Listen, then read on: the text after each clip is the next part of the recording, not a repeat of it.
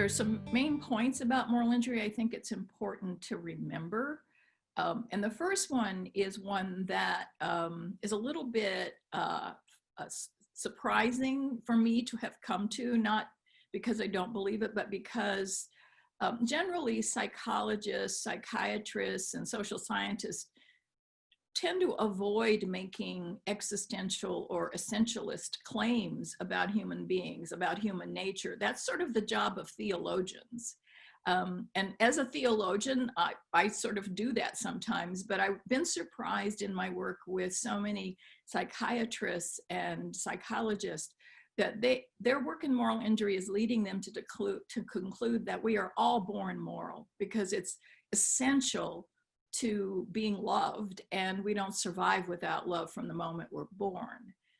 And I actually agree with them. I do believe that human beings are born moral, which is why moral injury is such a serious personal crisis and a collective crisis. It's not just something that can happen to one individual. It can happen to whole groups of people. So it's really important to remember we are born moral.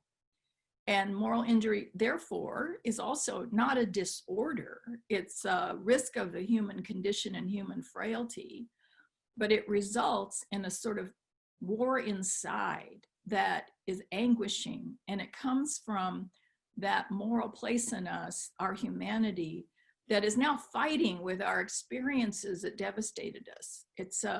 We call it the war inside, because the experiences that cause moral injury, that have led to the moral injury, can't be integrated. They just sort of take over and haunt people, and they just are sitting there, and a conscience can't make sense of it, can't integrate it into a moral meaning system that makes sense of life.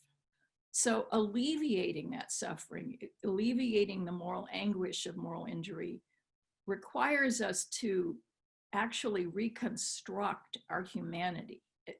And part of that is that because the moral injury trauma has taken over a sense of self, it tends to blot out a narrative of life that can remember any goodness before it happened.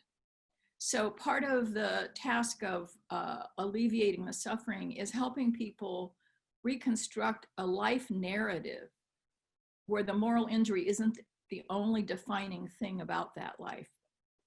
And that's the process that begins a way to create a sense of meaning and purpose that will make sense of our lives. So reconstructing our humanity is how we recover from moral injury, but that reconstruction can't ignore the moral injury. It can't just say, okay, well, that's in the past now and we can move on.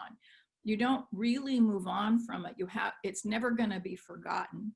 It may still cause pain in your life every time you think about it, but instead of being the biggest factor in your life that defines who you are, it becomes a piece of information for understanding who we are and developing a greater sense of wisdom and integrity from having reflected upon it in a deep way.